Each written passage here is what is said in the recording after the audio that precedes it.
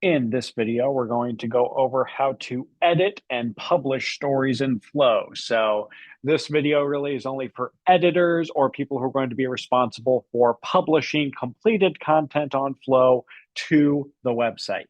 So if you're just a writer, I would recommend checking out the videos on the different Flow views, creating stories in Flow, and maybe the video about the Flow app, but you don't need to worry about this one. So editors, what you can do when you log into Flow, you'll look at your dashboard and the places where you may find stories that require your attention will be noted in a few different tabs here. You will also have a notification that something has been submitted to you in your notifications tab. So the tabs where you'll find stories that require your attention are stories submitted to your groups. So if you're a copy editor or if you have multiple editors in chief and you've created a group for those positions, you might find stories in that group. If you are a section editor, you'll probably find stories in your key editor responsibilities. If you are a managing editor or the lone editor in chief, you may find stories in the submitted to me tab. Those have been submitted just to you and require your review.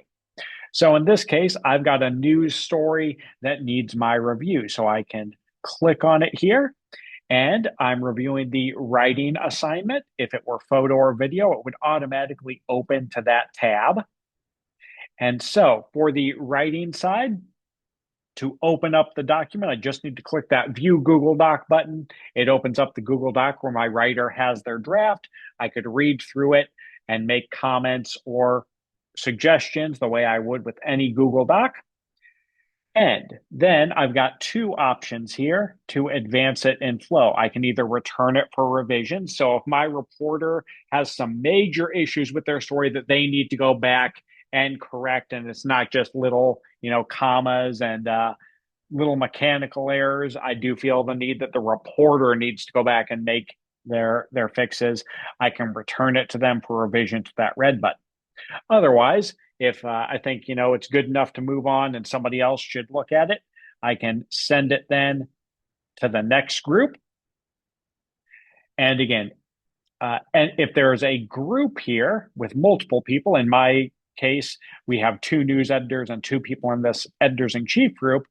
If Andrea had decided to advance the story, it would no longer appear in my or Kyle's list of things to review. So if there's a group, only one person needs to advance it. So it kind of keeps things moving in that way.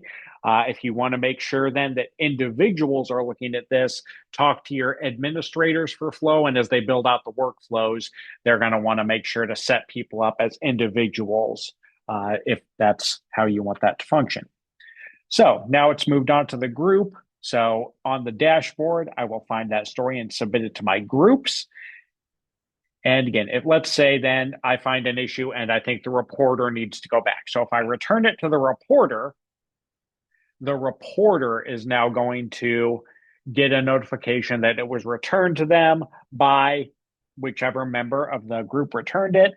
They can then make their updates. Once they do, they'll submit it and it's going to go back to the group that rejected it. So it's never going to go backwards in the workflow. It's always going to keep moving forward. So then once it gets through all of our groups, that status changes to completed, and you can assume this particular portion is ready to move on to the website. Then on the photo side of things, again, you might have a specific workflow that's available here. And so let's say this goes to the workflow. And so if I'm the photo editor, not the managing editor, maybe I look at these photos. If they're good, I can mark it as complete. Otherwise, I would probably make my notes here for the photographer on what they need to do, why these photos aren't considered complete, and return it for revisions. So we'll say this is good. On the video or audio side of things, again, You want to make sure that your staff members are letting you know where you can view that in progress file in iMovie, Final Cut, whatever video editing software you're using. Hopefully, you know where those in progress files are stored. But if not, just make sure that your staff member makes it clear here in the notes field. So I would review that. And again, it's probably similar to the photo workflow there. There's probably only one or two people looking at this, but I'm just going to advance it through the workflow. And when it's ready, this is where, from an audio video side, you may want to make the final step something that the editor does, because that final step is going to be, if this is signed off, ready to go, I need to upload it to YouTube or Vimeo, Spotify, whatever third-party service I'm using to host my multimedia. So that's kind of the last step, is it needs to be uploaded there so I can get the embed code. So let's just hypothetically say this is good. It's gone through the workflow. And so now I've uploaded it to YouTube and I'm ready. So the last step is probably going to be to get that embed code. So I want to make sure to copy that. And I might make sure to make a note here. So this could also be something you put back on the videographer, the reporter who made that initial video, but just somewhere have that embed code of the completed product that's been uploaded to YouTube. So that's kind of the editing process on Flow. And then the last step is, once this is ready, you're going to publish it to WordPress. So we've got this button here, publish to WordPress. You may or may not see this. This is a permission that can be toggled on or off in Flow. So I'm just going to complete this video assuming you do have this permission. If you don't, check with your editorial board, your advisor. They may have a specific person they have put in charge of publishing to WordPress. So if I press that button here, now what I see is my headline. So if I want to change this to a different, more exciting headline, I can do that. If I want to add a deck, I can do that here. The body text, that's that Google Doc that's gone through the revision process. So I can kind of trust that that's good to go. For photos, if I have just a single photo, if the photographer just gave me one photo, that will automatically appear here. If I have multiple photos, which I did in this assignment, then I can press this photo icon and I have those 3 photos to choose from. So now if I want to send all of these over, I can do that. Or if I just want to pick, if my photographer just wanted to give me options and I just want to pick one, I can do that. So it's up to you. If you do select multiple photos, the default location where those photos are going to be displayed is as a slideshow or a photo gallery at the top of the story. So that's the default. But let's say I want my graduation photo to be the main photo, and I'm going to put those other 2 in as secondary photos. So I'll change the featured image location to above or beside the story. That limits me to just a single photo that's going to be located up there. Then I've got those other 2. They're still attached, so they're still going to get sent over, and I can add them into the WordPress story as a secondary photo wherever I want. But let's say instead I wanted the softball photo here to be that main photo. I can just change the featured image there. So if your featured image location is above or beside the story, make sure that that photo that you want at the top of the story has that green check mark there. If your featured image location is a slideshow of all attached images, it doesn't matter which photo has that green check mark. And then the last step here, or if I have audio or video, I want to get that embed code. So that's, again, why it's important to have it in the notes field. And I can paste that in there and give credit to the videographer and set a video location. I can adjust which template I want to use when this is moved over to WordPress. The byline by default is going to be the individual reporter who was assigned to that story.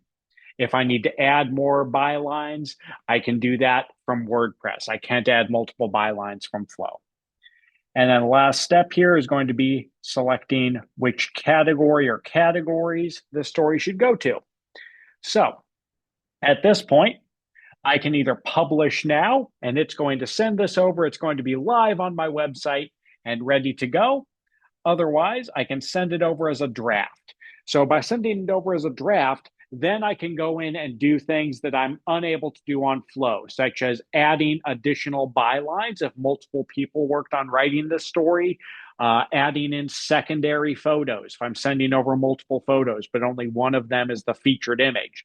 The other two will still get migrated over and they'll be in the media library, but I'm not going to be able to place those where I want from Flow. I have to do that on WordPress.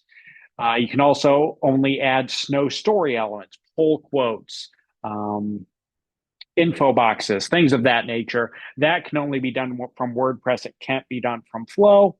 So if you have kind of a straightforward story, you might want to publish now.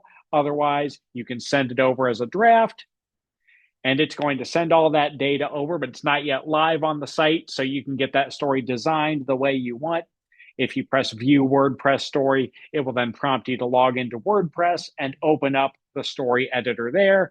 If you're unfamiliar with how that works, we have a ton of other great videos on how our story editor works, how those story elements work. So check that out.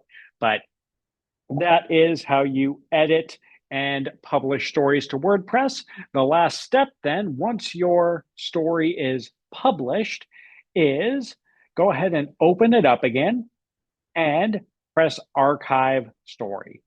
Make sure you talk to your advisor or your Flow administrators to make sure that this is something you should be doing. Otherwise, make sure to let them know, because this is an important step.